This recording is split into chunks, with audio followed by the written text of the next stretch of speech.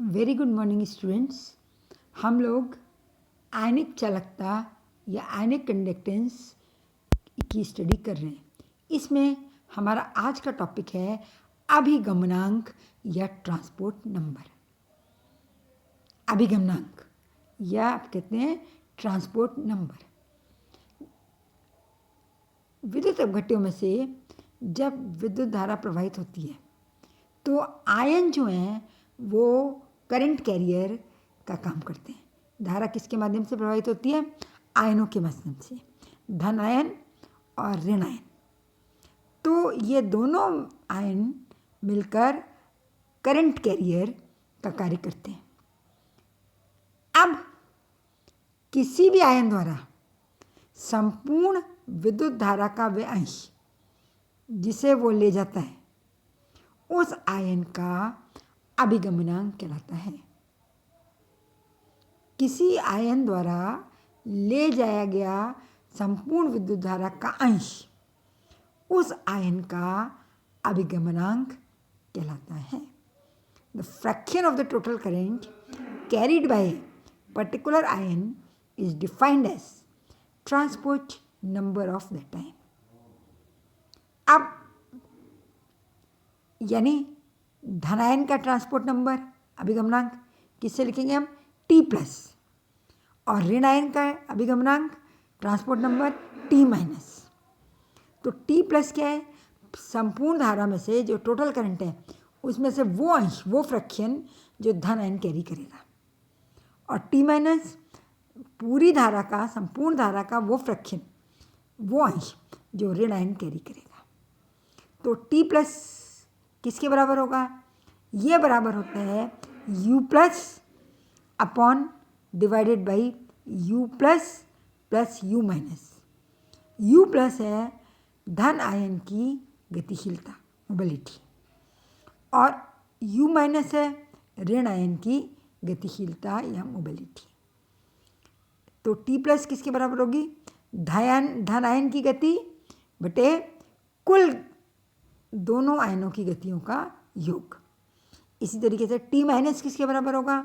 ऋण आयन की गति अपॉन दोनों आयनों की कुल गति का योग। इस T प्लस और T माइनस को हम कहते हैं अभिगमनांक या ट्रांसपोर्ट नंबर। T प्लस धन आयन का अभिगमनांक और T माइनस ऋण आयन का अभिगमनांक। इन अभिगमनांकों का दूसरा नाम है हिटॉर्फ संख्या। अभिगमनांकों को हिटॉर्फ संख्या भी कहते हैं।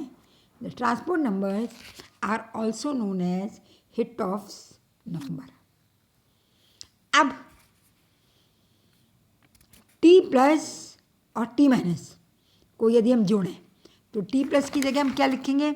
U plus upon U plus plus U minus, plus T minus की जगह T माइनस किसके बराबर है? U minus upon U plus plus U minus. इन दोनों को जोड़ेंगे तो एलसीएम आएगा U plus plus U minus, और ऊपर भी आ जाएगा U plus plus U minus. दोनों कैंसिल हो जाएंगे, ये किसके बराबर आएगा? 1। समीकरण नंबर 3, यानी T प्लस और T माइनस का योग 1 के बराबर होता है। धन आयन का अभिगमनांक और ऋण आयन के अभिगमनांक का योग 1 के बराबर होता है। अगर हमको एक आयन का अभिगमनांक मालूम है तो हम 1 में से घटाकर माइनस करके दूसरे आयन का अभिगमनांक ज्ञात कर सकते हैं। और ये सही भी है, वो अंश जो धन आयन ले जाता है और वो अंश जो ऋण आयन ले जाता है, दोनों मिलकर क्या हो गया? एक संपूर्ण धारा। So we can say T plus plus T minus, transport number of positive ion plus transport number of negative ion is always equal to 1। समीकरण नंबर 3। अब देखिए, समीकरण 1 में 2 का भाग देने पर समीकरण 1 है T plus is equal to U plus upon U plus plus U minus, और 2 है समीकरण 2 T minus is equal to U minus upon U plus plus U minus. तो समीकरण 1 में 2 का भाग देने पर तो T plus upon T minus बराबर क्या बचेगा? U plus upon U minus. ये है आपकी समीकरण नंबर 4। यानी किसी पदार्थ के धन आयन और ऋण आयन के अभिगमनांकों का अनुपात उन आयनों की गतिशीलता के अनुपात के बराबर होता है। अब इन अभिगमनांकों का निर्धारण किस प्रकार कर सकते हैं? Next topic is experimental determination of transport number. अभिगमनांकों का प्रायोगिक निर्धारण। एक्सपेरिमेंट के द्वारा, प्रयोगों के द्वारा हम इन अभिगमनांकों के मान ज्ञात कर सकते हैं। तो इसके लिए 2 विधियां कॉमन है। पहली है हिटॉर्फ विधि और दूसरी है चल सीमा विधि, मूविंग बाउंड्री मेथड। तो सबसे पहले हम देखेंगे हिटॉर्फ विधि या हिटॉर्फ मेथड। हिटॉर्फ द्वारा प्रस्तावित यह विधि अपघटन का प्रयोग करते समय एनोड तथा कैथोड कक्षों में सांद्रता परिवर्तनों पर आधारित है। जब हम इलेक्ट्रोलिसिस करते हैं तो एनोड और कैथोडिक चैम्बर में इलेक्ट्रोलाइट के कंसंट्रेशन में जो चेंज होता है उस पर ये मेथड बेस्ड है। एनोड के चारों ओर सांद्रण में होने वाली कमी धनायन की गति U प्लस और कैथोड के चारों ओर सांद्रण में होने वाली कमी ऋण आयन की गति U माइनस के समानुपाती होती है। तो हम इसको कैसे लिख सकते हैं? U plus upon U minus is equal to anode के चारों ओर सांद्रता में होने वाली कमी अपॉन कैथोड के चारों ओर सांद्रण में होने वाली कमी। That is U plus upon U minus is equal to the decrease in the concentration, English में लिख लीजिए, decrease in the concentration around anode upon decrease in the concentration around cathode. हम जानते हैं कि T प्लस धन आयन का अभिगमनांक, transport number of positive ion, किसके बराबर हो जाएगा? U plus upon U plus plus U minus.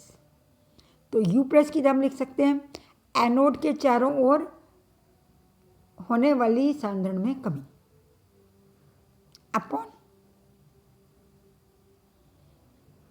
Cathode के चारों ओर सांद्रण में कमी प्लस एनोड के चारों ओर सांद्रण में कमी। अतः T प्लस किसके बराबर हो गया? एनोड के चारों ओर सांद्रण में कमी बटे दोनों इलेक्ट्रोडों के चारों ओर सांद्रण में कुल कमी, यानी एनोड के चारों ओर होने वाली सांद्रण में कमी प्लस कैथोड के चारों ओर होने वाली सांद्रण में कमी। इसी तरीके से अगर हम T नेगेटिव ऋण आयन का अभिगमनांक लिखना चाहें, transport number of negative ion, तो क्या आ जाएगा? कैथोड के चारों ओर सांद्रण में कमी बटे दोनों इलेक्ट्रोडों के चारों ओर सांद्रण में कुल कमी। अब यदि हम सांद्रता को ग्राम तुल्यांक में लें, if the concentration is measured in gram equivalent, तो देखिए हमारे पास क्या आ जाएगा? T प्लस की वैल्यू आ जाएगी हमारे पास एनोड कक्ष में ग्राम तुल्यांकों की संख्या में कमी बटे दोनों कक्षों में कुल ग्राम तुल्यांकों में कमी। इंग्लिश में the decrease in number of gram equivalents around anode upon total decrease in number of gram equivalents in both the electrodes. अब हम जानते हैं कि फैराडे का द्वितीय नियम ये कहता है कि यदि सीरीज में, श्रेणी में अलग अलग विद्युत अपघट्य के इलेक्ट्रोड लगा दिए जाएं और उनमें समान समय में समान धारा समान समय के लिए प्रवाहित की जाए तो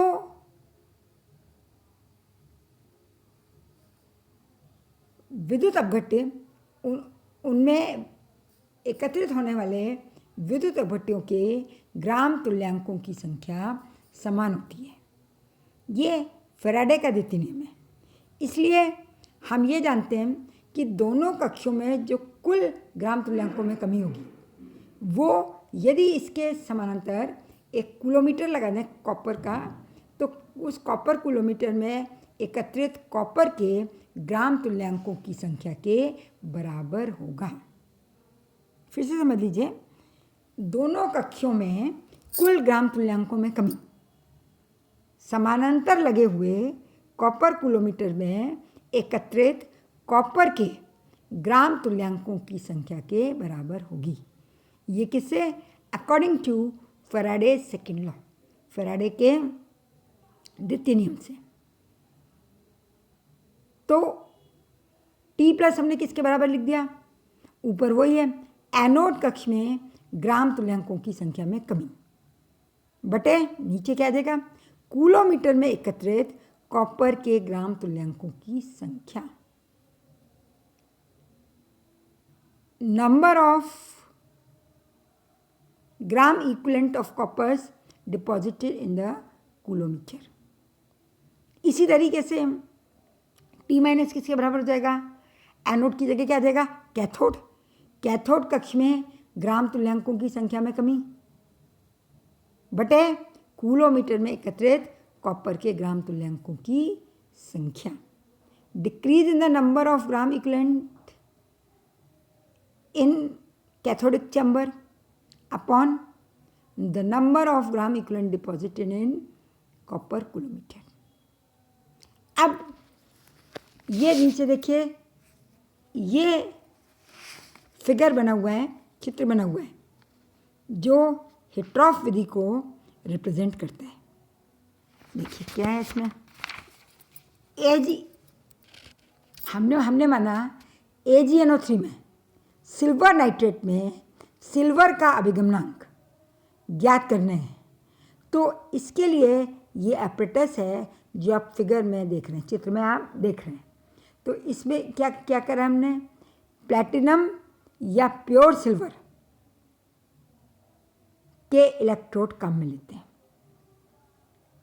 तो यहाँ पर फिगर में सिल्वर के इलेक्ट्रोड आपको दिखाई दे रहे हैं और विद्युत अपघट्य के रूप में सिल्वर नाइट्रेट का AgNO3 का डाइल्यूट सॉल्यूशन लेते हैं। Dilute solution means the concentration should be in the range n/15 to n/20। अब ये आप देख रहे हैं 3 भुजाओं वाला उपकरण है जिसमें इन 2 भुजाओं को U ट्यूब के माध्यम से जोड़ रखा है हमने। अब इस उपकरण में चित्र में जैसा आप देख रहे हैं विलयन भर लेते हैं। किसका विलयन भरा हमने? Silver nitrate AgNO3। और इसके बाद उसमें 10 से 20 मिली एम्पियर की धारा, कितनी? 10 से 20 मिली एम्पियर की धारा 2 से 3 घंटे तक प्रवाहित की जाती है। इससे दोनों कक्षों में विद्युत अपघट्य की सांद्रता, विद्युत अपघटन होता है और विद्युत अपघट्य की सांद्रता में इतना परिवर्तन हो जाता है कि हम उसको नाप सकें। जब हम 10 से 20 मिली एम्पियर की धारा 2 से 3 घंटे तक प्रवाहित करेंगे तो दोनों कक्षों की सांद्रता में नापा जाने योग्य परिवर्तन हो जाता है। अब परिवर्तन बहुत अधिक भी नहीं होना चाहिए। क्यों? यदि परिवर्तन बहुत अधिक हो जाएगा तो इससे विसरण या डिफ्यूज़न हो जाएगा। हमें डिफ्यूज़न नहीं चाहिए, केवल इलेक्ट्रोलिसिस या विद्युत अपघटन ही चाहिए। अब आप देख रहे हैं तीनों में नीचे स्टॉपकॉक लगे, तो विद्युत अपघटन के पश्चात हम स्टॉपकॉक को खोलकर एनोड, कैथोड कक्ष और मध्य कक्ष के विलयन को हम निकाल लेते हैं और निकालने के बाद प्रत्येक विलयन में सांद्रता परिवर्तन को ज्ञात कर लेते हैं। Change in concentration at each chamber, anodic chamber, cathodic chamber and middle chamber can be measured. हम देखते हैं मध्य कक्ष वाला जो विलयन है उसमें सांद्रता में कोई परिवर्तन नहीं होता। पिछले टर्म में मैंने आपको हिटॉफ विधि का सैद्धांतिक मॉडल बताया था, तो उसमें हमने देखा था कि मध्य कक्ष की सांद्रता में कोई परिवर्तन नहीं होता। तो यहाँ प्रायोगिक रूप से हम देख सकते हैं कि मध्य कक्ष की सांद्रता में कोई परिवर्तन नहीं होता। There is no change in the concentration of electrolyte in middle chamber. अब रही बात एनोडिक कक्ष और कैथोडिक कक्ष में सांद्रता में कमी की या सांद्रता में परिवर्तन की, तो इसको हम ज्ञात करके अभिगमनांक निकालते हैं। अब यहाँ हमारे पास कुछ कंडीशंस हैं। पहली कंडीशन है जब इलेक्ट्रोड अप्रभावित रहते हैं। इसका अर्थ यह हुआ कि हमारे इलेक्ट्रोड ऐसे हैं जो विद्युत अपघट्ट के आयनों से कोई क्रिया नहीं करते। जैसे अगर हम प्लैटिनम इलेक्ट्रोड का प्रयोग करें और उसके बीच में सिल्वर नाइट्रेट का विलयन रखें, तो सिल्वर नाइट्रेट कौन सा आयन देगा? Ag+ और NO3-। ये जो इलेक्ट्रोड है प्लैटिनम के, ये अक्रिय इलेक्ट्रोड हैं या इनर्ट इलेक्ट्रोड हैं और ये इन आयनों से क्रिया नहीं करते। ठीक है। अब हमने माना कि प्लैटिनम इलेक्ट्रोडों के बीच सिल्वर नाइट्रेट के विलयन का विद्युत अपघटन किया जा रहा है।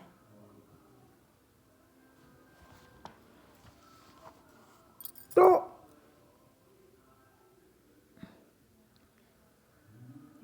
हमने क्या किया कि विद्युत अपघटन होने के पश्चात एनोड कक्ष से स्मॉल a ग्राम एनोड विलयन निकाला। AgNO3 का विलयन है और उसका KCl के मानक विलयन से अनुमापन किया और अनुमापन करने के बाद, टाइट्रेशन करने के बाद हमने ज्ञात किया कि उसमें B ग्राम सिल्वर नाइट्रेट पाया जाता है। फिर से समझ लीजिए, एक्सपेरिमेंट खत्म होने के बाद, यानी विद्युत अपघटन की क्रिया होने के बाद A ग्राम एनोड विलयन में KCl से टाइट्रेशन करने पर हमने देखा कि उसमें B ग्राम सिल्वर नाइट्रेट पाया जाता है। तो पानी का भार कितना हो जाएगा? A-B। A टोटल सॉल्यूशन का भार है और B सिल्वर नाइट्रेट का भार है। तो बचा हुआ क्या हुआ? पानी। यानी विलयन में जल का भार कितना हो गया? A-B ग्राम होगा।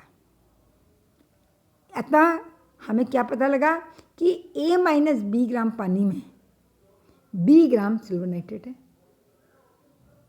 क्लियर? B ग्राम सिल्वर नाइट्रेट है या B/170 ग्राम तुल्यांक सिल्वर नाइट्रेट या सिल्वर आयन है।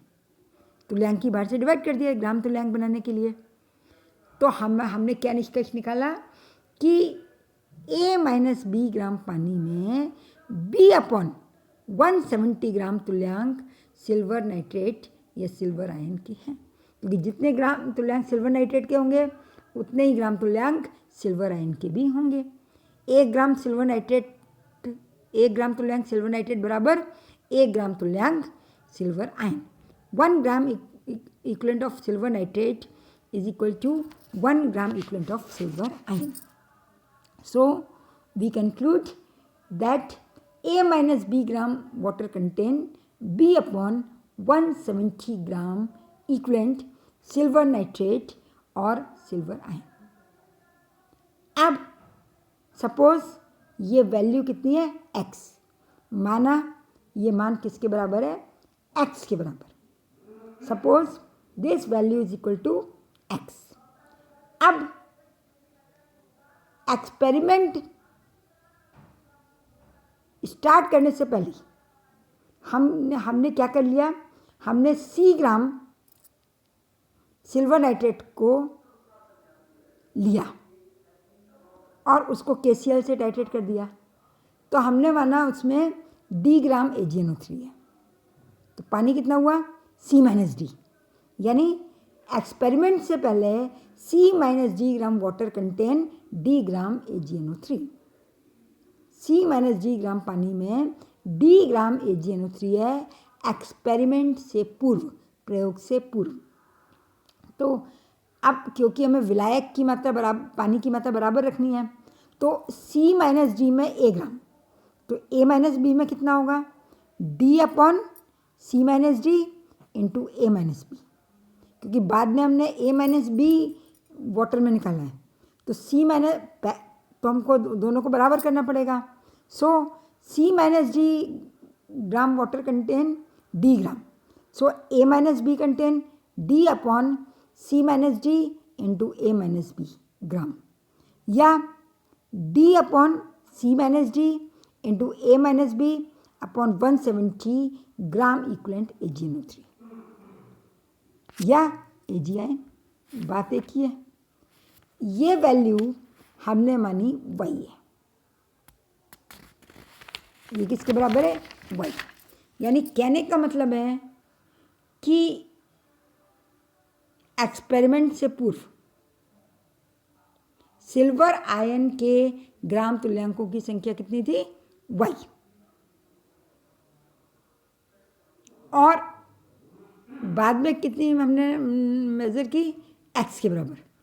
तो क्योंकि प्लैटिनम इलेक्ट्रोड आयनों से विक्रिया नहीं करता है, इसलिए यहाँ y is greater than x, क्योंकि एनोड पर सिल्वर के ग्राम तुल्यांकों की संख्या में कमी होगी। कितनी कमी होगी, मान लीजिए पहले y थी, बाद में x हो गई, तो एनोड के चारों ओर सांद्रता में होने वाली कमी कितनी हो गई y minus x. Decrease in concentration around anode is equal to y minus x. Experiment से पूर्व कितनी आई y, और एक्सपेरिमेंट के बाद कितनी आई x, है ना। हम ये देख ही चुके हैं y किसके बराबर है, y बराबर है D/C-D इंटू A-B अपॉन 170, और x किसके बराबर था, x बराबर था B/170। ABCD ये आपको नोन है, तो इस तरीके से x और y की वैल्यू आप निकाल सकते हैं। तो आप क्या देखते हैं, y is greater than x, तो एनोड के चारों ओर सांद्रता में होने वाली कमी कितनी हुई y माइनस एक्स। अब फिगर में आप देख रहे हैं कि कॉपर कूलोमीटर जो है, देखिए सीरीज में लगा हुआ है, तो दिस कॉपर कूलोमीटर, तो फैराडे का सेकेंड लॉ क्या कहते हैं कि कॉपर कूलोमीटर में समान समय में कॉपर का भार, ये हम मेज़र कर लेंगे कितना आया W ग्राम, या ग्राम तुल्यांक में कन्वर्ट करना है तो W/31.8। ये किसके बराबर हमने माना, ये बराबर है Z के।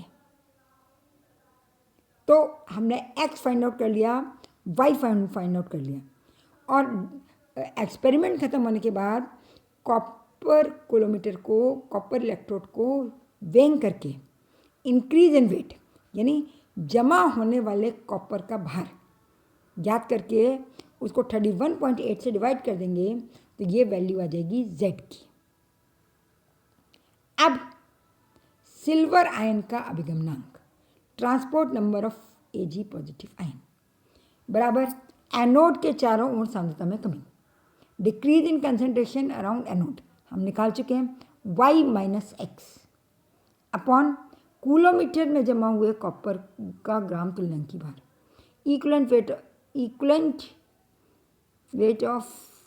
Equivalent amount of copper deposited in copper coulometer, किसके बराबर है ये W/31.8 यानी Z, तो अपॉन Z, तो T Ag plus is equal to y minus x upon Z. और अगर नाइट्रेट आयन का अभिगमनांक निकालना है तो it is 1 minus y minus x upon Z.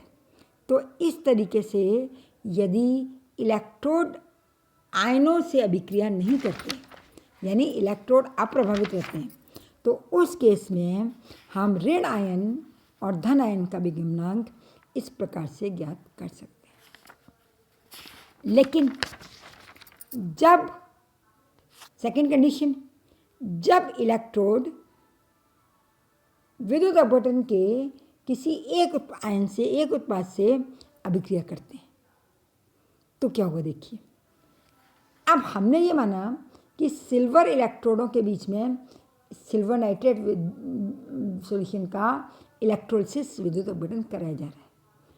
अब अपघटन के परिणाम स्वरूप नाइट्रेट आयन बनेंगे, और क्योंकि एनोड और कैथोड सिल्वर के बने, तो एनोड पर नाइट्रेट आयन जाएंगे और एजी आयनों को एजी आयन से अभिक्रिया करके उसको एनोड कक्ष में ले आएंगे। The nitrate ion produces due to electrolysis react with Ag ion, with Ag of anode, and brings Ag positive ion into anodic chamber। तो फिर क्या हुआ, एनोडिक चैम्बर में Ag आयन की सांद्रता बढ़ जाती है। होना तो क्या चाहिए था, Ag आयन की सांद्रता कम होनी चाहिए, लेकिन यहाँ Ag आयन की सांद्रता बढ़ती जाती है। तो X is greater than Y हो गया, यानी प्रयोग के बाद में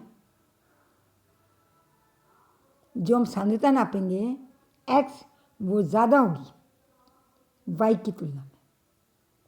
तो X माइनस वाई क्या हुआ, एनोड के चारों ओर सांद्रता में वृद्धि।